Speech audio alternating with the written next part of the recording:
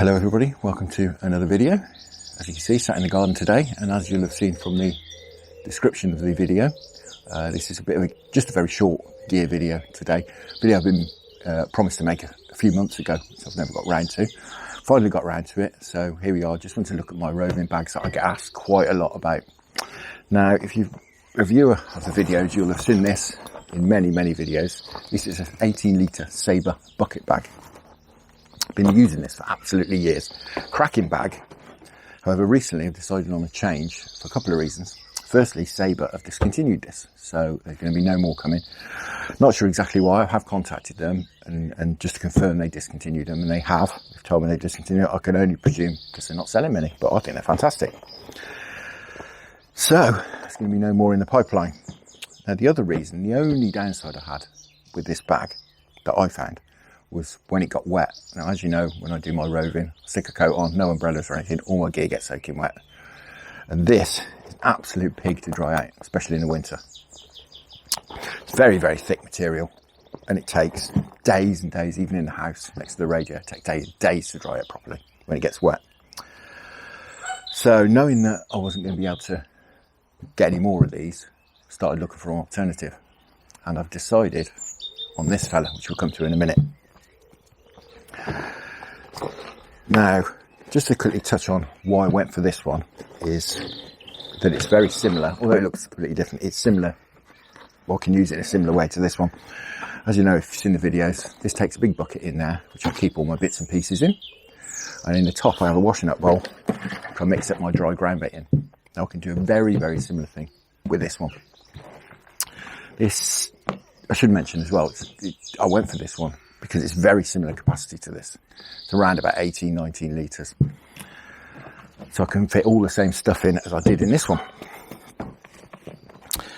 So, as you can see, it's a Savage gear bag. It's one of these EVA bags that are completely waterproof, and that's why I went for it primarily.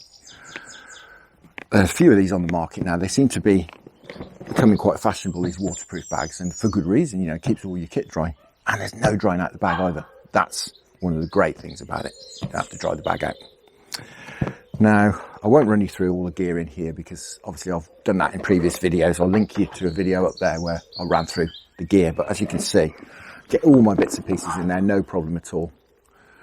Little tackle box, bits and pieces box, hook links.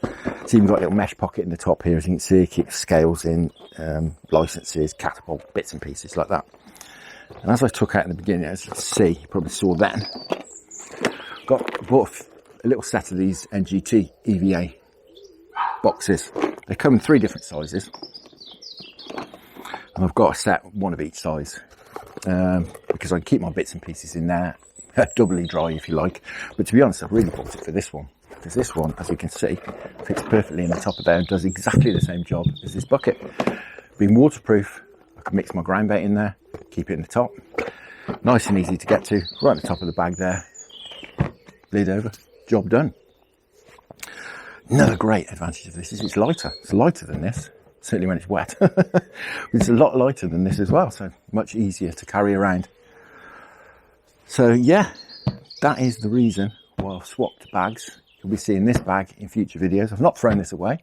You've been seeing the videos I've been making at Manor on the linear complex. I've been using this actually as my spod bucket. Of course, I can chuck it in my bivvy when I'm out there and it doesn't get all soaking wet.